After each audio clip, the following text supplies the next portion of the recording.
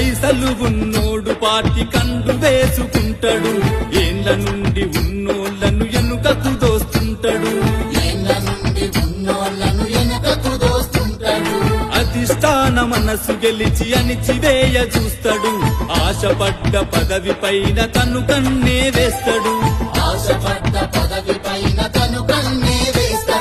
కష్టానికి గుర్తింపే లేకపోయినా, కోరుకున్న పనులేమీ కాకపోయినా, మనసులోన మదన పడుతూ పైకి నవ్వుకుంటూ సభలకు స్వాగత తోరణమైపోతాడు. ఎన్నికల్లో గెలుపుకు కారణమవుతాడు.